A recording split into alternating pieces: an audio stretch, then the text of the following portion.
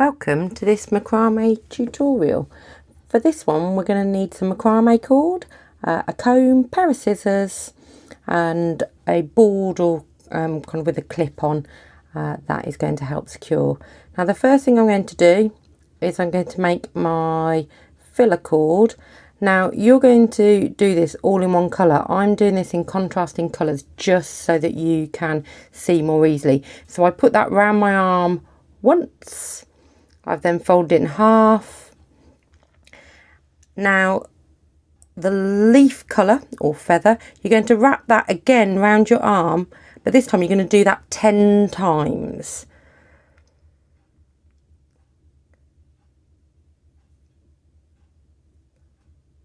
So rather than watching me go all the way around 10 times, here we go. So now you're going to cut here and then you're going to cut the rest of them at the top as well.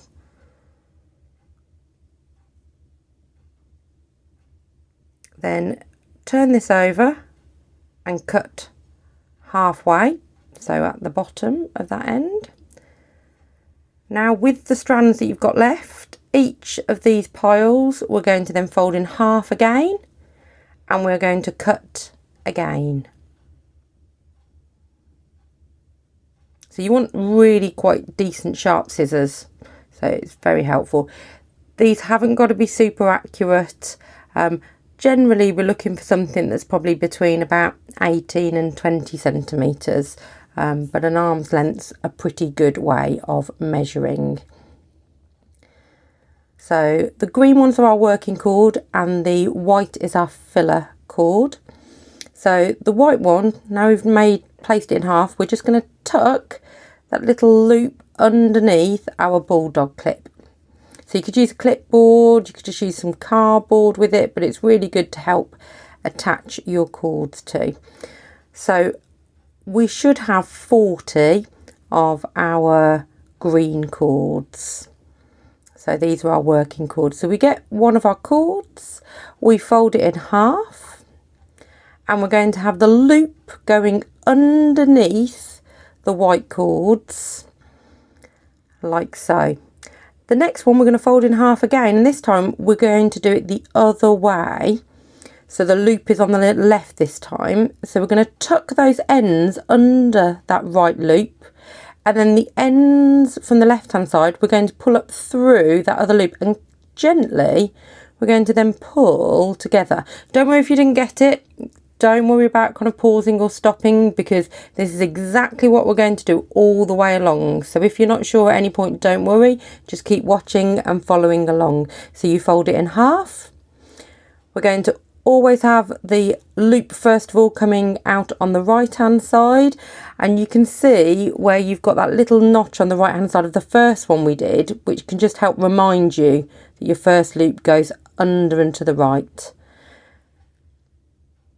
And then gently pulling through. Again, like I say, please don't worry if you're not sure, just wait for the next one to start, because we're going to do all 40 of our green working cords in the same way. So folding in half again. That's it, we've got that kind of loop just giving us an idea that the loop goes under first and out on the right hand side. Then we're tucking the ends of the second one and pulling those left hand ends up through that loop. So, and you'll notice once I've kind of pushed them up, I then start pulling them together tighter.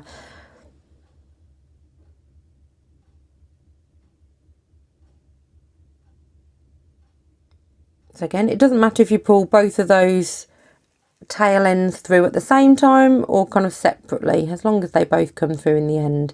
And you'll see I'm kind of trying to make sure that the spacing between them is nice and tight and even as well. And so that my knots look quite even. As you can see, it's quite varied in length. The green cords on either side, that doesn't matter at all because we're going to be cutting in the end.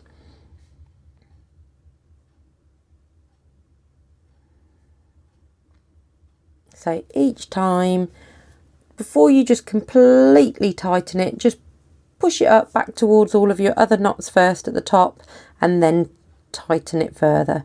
So again, you're folding in half underneath the white cord, then the second one is going under that loop and pulling the tail ends of the left hand side up and out, and just before I really tighten, pushing up and then giving a final tighten. And we keep on going the same way throughout this project. Now, what you might notice is I have put down in the description that I would recommend using a single twisted strand of macrame cord for this. I'll put a link down to the single strands that I would recommend. I'm using a twisted 4-ply here. And that's basically because that's what I'd got in the house at the time, and it's, if that's what macrame cord you've already got, you can absolutely do this project with your 4-ply. It just means that you end up with a much more should I say kind of frizzier leaf or feather, as opposed to if you're using a single strand. Also, once we've done this and we've cut it to shape, we're going to brush out the leaf and the feathers, and it is much easier to brush out the single kind of twisted as opposed to the 4-ply. The 4-ply I have to kind of untwist by hand first before kind of brushing out, so it just makes it a lot easier if you're using the single.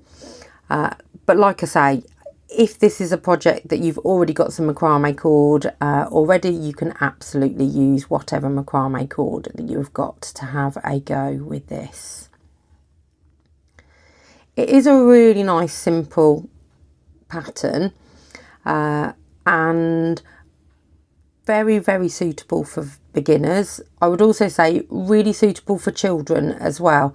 So my daughter is 8 and she thoroughly enjoyed having a go at doing this one.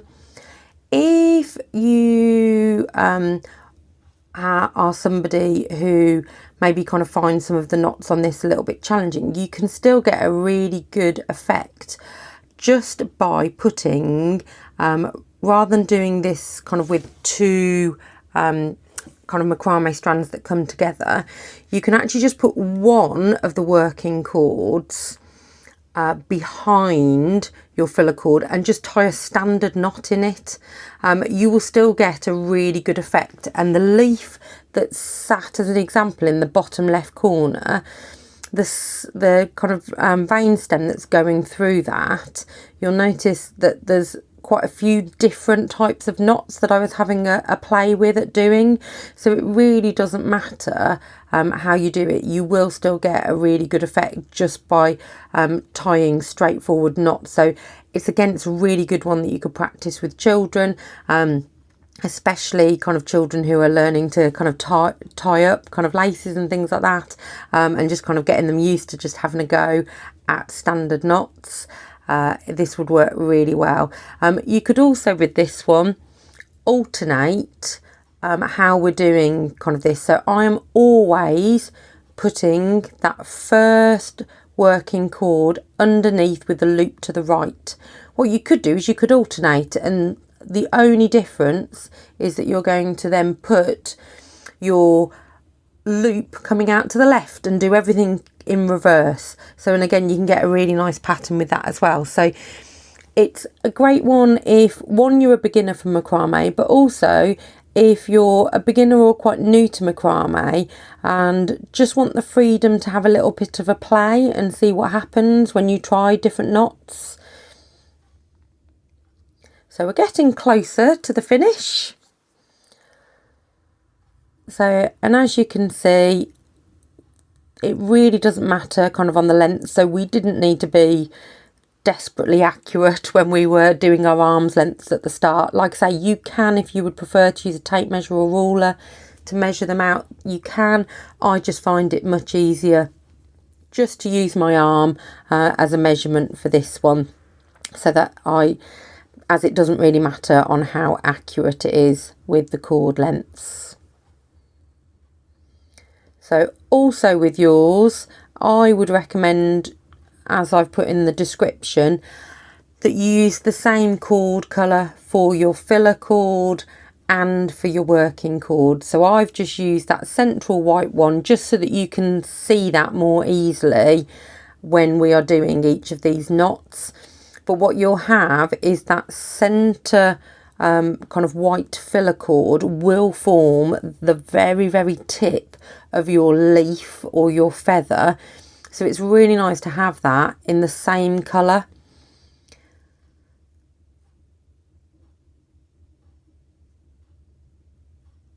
We've got our last one.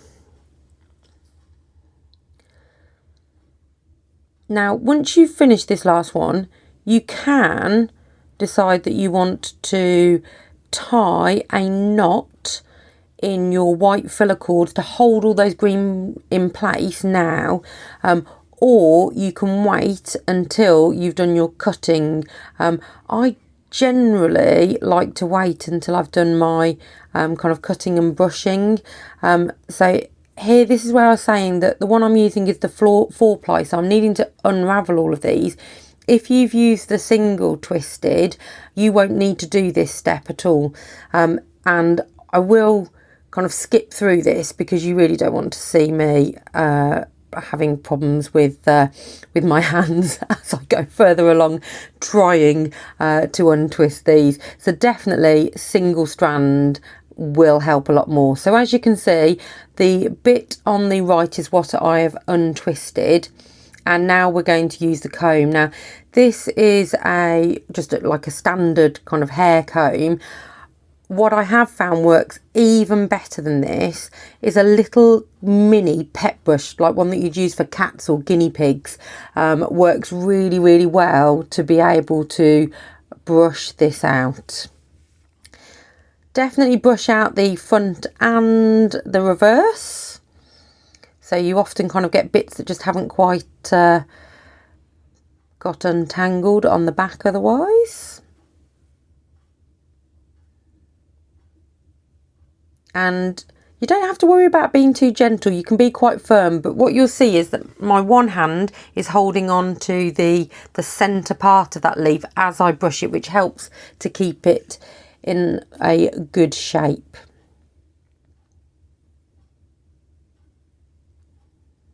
So you can keep brushing for as long as you like. So now I've done both sides of this leaf, and like I say, I still haven't yet done the knot at the end because I like to do the knot once I've done the brushing out. If there is any danger that you think your your green leaf bits are going to fall off the bottom, definitely tie the knot first. But you want that filler to still be the same length as the rest, and like I say, yours should be the same colour.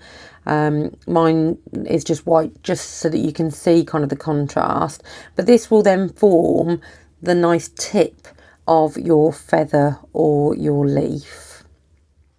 And I say feather or leaf, or to be honest, you can do other things as well. I've done a pumpkin in the past, because it depends upon what shape you are going to go for.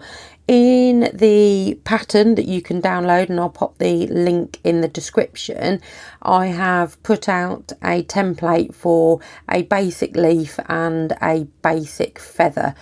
However, you are more than welcome to do any template you like, or just go a bit freestyle.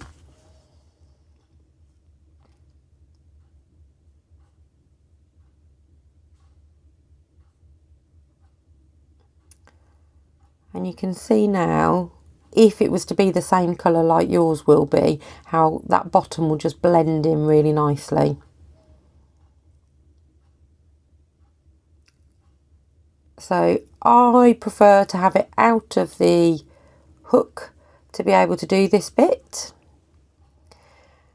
And this is where, like I say, if you prefer to use a pattern, then I have got kind of those templates for you in the description below. I'll pop the link where you can download that for free from.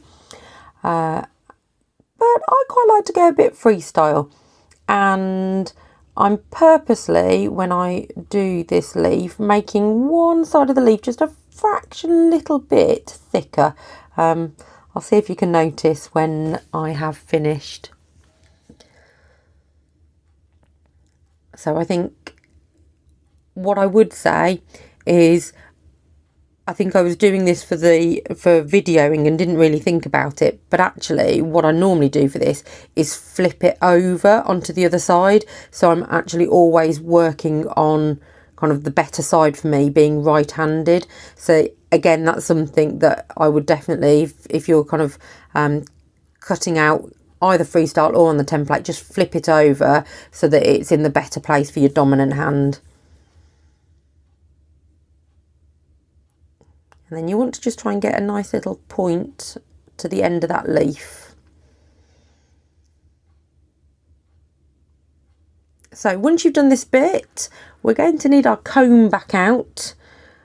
And then what you'll find is there'll just be straggly little bits that need just a little bit of fine tuning, a little bit of an extra trim.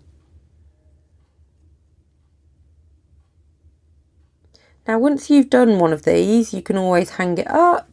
Kind of often using like a wooden piece of dowel or a bit of driftwood or something, and you can actually put more than one up. You can do different sizes, different colours, having them at different lengths. It's a really nice project to be able to make as a decoration for your home, and you could use any colours that suited your decor.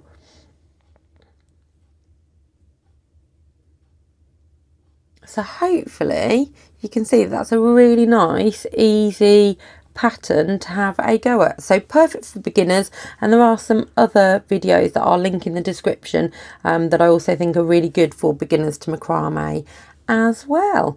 So I hope you've enjoyed this tutorial. I tend to do super slow ones.